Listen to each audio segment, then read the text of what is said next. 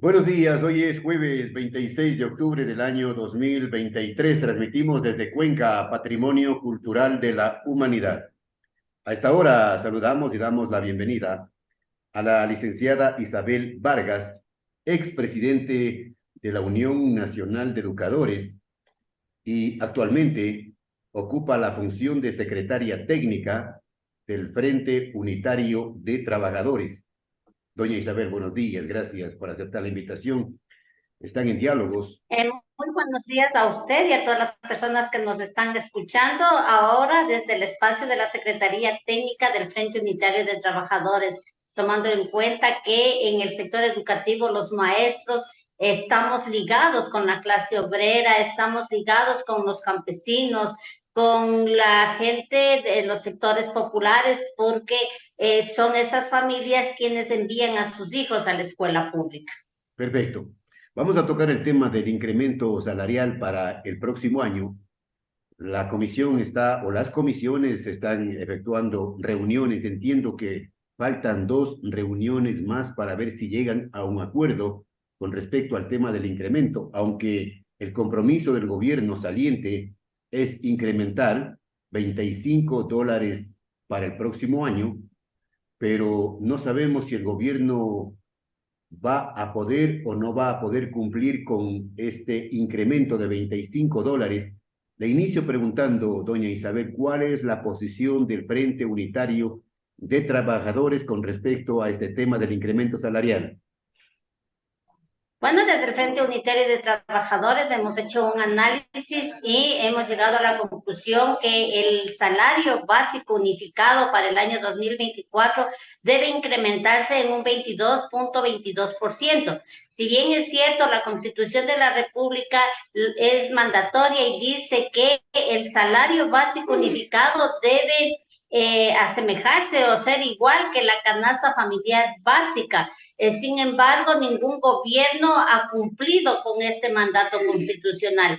Por eso consideramos que lo justo sería este incremento para que llegue al menos a la canasta familiar vital, antes conocida como la canasta de la pobreza. Las familias, los trabajadores están sufriendo la crisis también que existe en nuestro país, una crisis que pues ha llevado a que haya más desempleados. Nosotros partimos de la premisa que el alza salarial va a constituir un círculo virtuoso. ¿Qué es el círculo virtuoso? Que a mayor ingreso, a un sueldo justo, esto va a contribuir para que la economía se dinamice y que haya mayor inversión. Al haber mayor consumo hay mayor inversión y por lo tanto se va a generar mayor empleo. Entonces, viéndolo desde este punto de vista de los trabajadores y que así lo han analizado inclusive algunos economistas, nosotros exigimos que ese incremento sea del 22.22% que coincide con lo que es el costo de la canasta básica vital. Bueno, pero al parecer, doña Isabel, no va a haber acuerdo. No va a haber acuerdo porque obviamente no van a aceptar, entiendo, el incremento que está solicitando el Frente Unitario de Trabajadores del 22.22% al salario básico unificado. No sabemos si es que el gobierno le alcanzará el tiempo para incrementar lo que se comprometió en campaña el señor Lazo del $25 cada año. En todo caso, quedará en manos de quién, del gobierno próximo. Tenemos hasta noviembre, finales de noviembre, para llegar a un acuerdo. Caso contrario, en el mes de diciembre, el presidente, quien esté sentado en Carondelet, tendrá que decidir. Pero aquí tenemos dos ofertas. La oferta de este gobierno que se va y se va por su incapacidad que tuvo para gobernar y solventar los problemas que tiene el país. Él hizo una oferta de campaña de una subida de $100. Sin embargo, al sentarse en Carondelet, lo dividió para el periodo de 4 años, 25-25 cada año, y ahora le corresponderá al otro gobierno, en tanto y cuando también vamos a exigir que cumpla la promesa de campaña. Él ha dicho que el salario será revisado periódicamente. Él no lo pone como una fecha solamente el mes de noviembre, lo dice que va a revisar periódicamente y que inclusive serán sancionados aquellos empleadores que no cumplan. Entonces vamos a ver también esta oferta de campaña. Bueno, pero Entonces, queda, si no se ponen de acuerdo con los empleadores, bueno, la voz del Frente Unitario del Trabajador, la voz de la clase obrera está ahí con propuestas y también estas propuestas tienen sus fundamentos en donde nosotros queremos que el país se dinamice y para que haya generación de empleos. Nosotros decimos hay 5 millones de ecuatorianos sin un empleo adecuado, hay 1.500.000 jóvenes que ni estudian ni trabajan. Para estas personas, muchas veces la única opción de vida es ingresar a esas mafias delincuenciales, pero si nosotros tenemos un salario justo y con este salario se va a dinamizar la economía, se va a generar empleos, entonces sí estamos hablando del desarrollo del país. bueno, los empleadores están proponiendo un incremento de $6. Perdón, no le escucho muy bien. Los empleadores están proponiendo un incremento de $6. Bueno, los empleadores, ellos han estado acostumbrados a vivir del subsidio de los trabajadores, porque la paga que se les da no compensa con lo que inclusive ellos han obtenido 18% más de utilidades. ¿Por qué no se le traslada un poco de esto al salario de los trabajadores? Entonces, claro, la avaricia y también su posición de clase, el odio que tienen a los sectores populares no les permite ver la lista que desde los trabajadores nosotros estamos presentando. Entonces yo creo que el gobierno saliente, el gobierno entrante, tiene que pensar en el país, no en sus bolsillos. Este gobierno que se va, por ejemplo, le acaba de regalar 220 millones a la banca. ¿Por qué esos 220 millones no hizo obra pública, que la obra pública genere empleos, que la obra pública dinamiza la economía? Hay una condonación de deudas y quiénes son los que se favorecen, son las grandes empresas. Desde el correísmo, morenismo y el gobierno que se va, se les ha entregado 6.000 millones, se les ha regalado. Hay una condonación de las deudas con el SRI y para los trabajadores, para ellos sí la austeridad. Inclusive acaba de firmar que no va a haber gastos en el sector público. Mientras tanto, ellos sí se están adelantando y asegurándose que los contratos se lo haga con sus empresas, con favoritismos, y eso lo demostramos y hay una denuncia en la Fiscalía sobre los contratos del Ministerio de Educación, sobre los contratos del CNE, y ahora que han aprobado entre gallos y medianoches 2 personas aprueban la construcción del Teodoro Maldonado Carbo sin un previo análisis. No sabemos si ese proceso estará bien cuando vemos que estos personajes han estado involucrados en actos de corrupción. Y en el caso de Richard Gómez entró por la ventana de una manera ilegal a ser parte del Consejo Directivo del IES. Entonces, en esas condiciones, pues la clase obrera pues tiene su posición y hace ese llamado pues a ver la alza salarial desde este otro Y punto de ahora, vista que es sostenido inclusive por economistas. ¿y ahora qué va a pasar si el incremento salarial para el 2024 queda en manos del nuevo gobierno y el nuevo gobierno dice que no es posible incrementar en $25, sino en 6 o en $10? Bueno, nosotros desde el Frente Unitario de Trabajadores tuvimos una posición muy clara que no apoyábamos a ninguno de los dos candidatos que estaban para la segunda vuelta porque ninguno de los dos nos representa. Daniel Noboa representa al empresariado, representa a las empresas bananeras y uno de las familias más poderosas económicamente aquí en el país, pero sin embargo más poderosa es la unidad de la clase obrera en donde nosotros pues estaremos con esa política de exigencia. Obviamente que para nosotros primero está el diálogo, la propuesta, pero si hay oídos sordos, pues nosotros tendremos esta política de exigencia al gobierno que se va y al gobierno que viene y a cualquier gobierno que se siente en Carondelet, porque nosotros tendemos siempre a elevar los derechos, a exigir que se cumpla con los derechos de los sectores populares.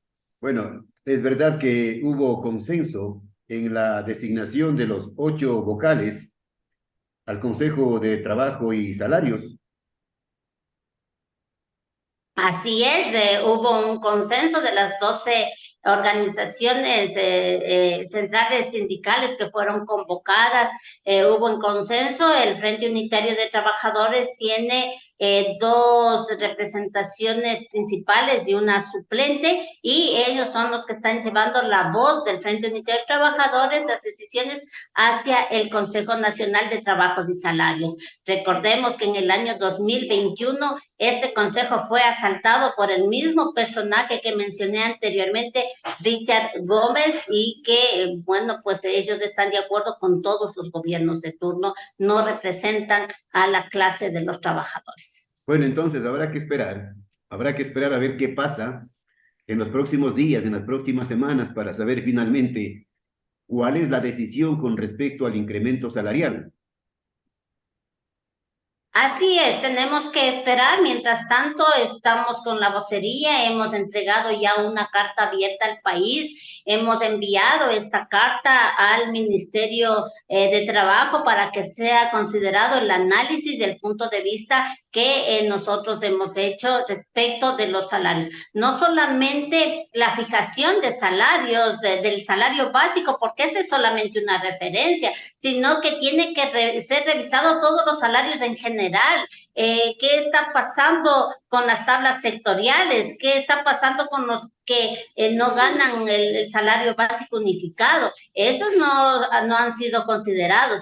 Por eso nosotros exigimos que sí haya un instituto de investigación del salario, de los sueldos y salarios, y que sean revisados periódicamente, que el Consejo Nacional de Trabajo y de Salarios no sea únicamente que se reúnan en el mes de noviembre, sino que sea una reunión permanente para hacer los análisis necesarios y no perjudicar al trabajador, porque al perjudicar al trabajador estamos perjudicando al país, a los 16.900.000 que ahora, según el INEC, dice que somos, ¿no? Había la tendencia de 18, pero ahora nos dicen que son 16.900.000 habitantes del Ecuador, y el perjuicio es para todos.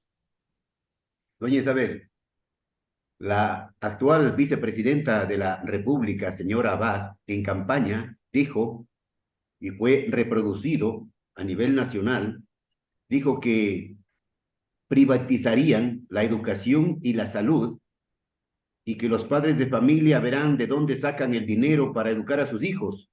¿Cuál es la respuesta del Frente Unitario de Trabajadores sobre esta propuesta?